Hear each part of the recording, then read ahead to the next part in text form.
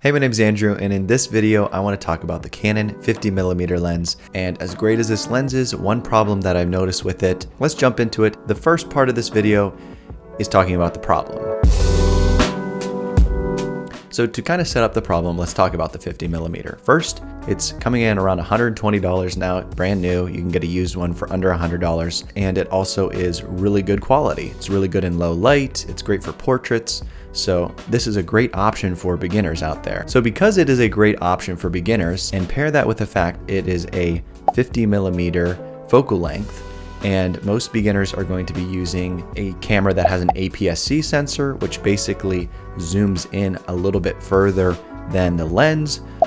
So for my math, it's going to be about a 75mm lens. So you have a lens that is very zoomed in, and you give that to a beginner who doesn't really know how to use a camera, and the footage looks really shaky, and it's in many scenarios unusable. And I'm not bashing anyone out there that's had this experience. I've seen it with my own footage when I first got the lens.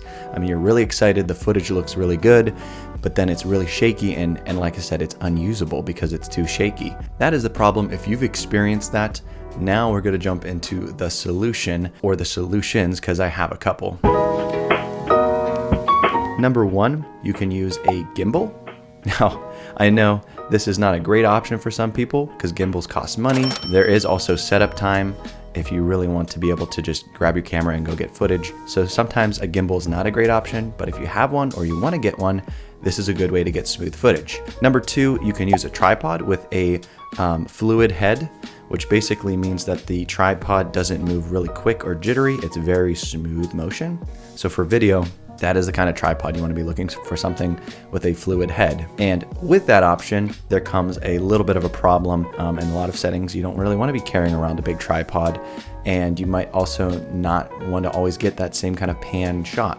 So it doesn't always work out in your favor to have a tripod, but that is another option for getting smoother footage. Number three doesn't even involve the 50mm lens. So the lens that I just actually did a review on, and I would recommend if you've noticed this kind of shaky footage, is the Canon 24mm. This is a little pancake lens, about the same price as the 50mm, so it's also a great option.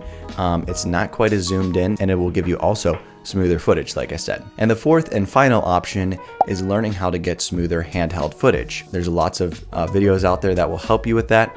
I actually just made one on how to get smoother handheld footage too. So at the end of this video, I will link to that video. You can check that out. So hopefully this video helped give you a couple ideas on how to get smoother footage with your 50mm lens, since it is a great lens. If you have any other options to getting smoother footage, and if you have any lens options that also are good for smoother footage, leave them down in the comment section. And as I said, I made reviews on both the 24mm and the Nifty 50, so you can check them out on my channel. And there's also a video I'm going to link right here to getting smoother footage, so you can check that out.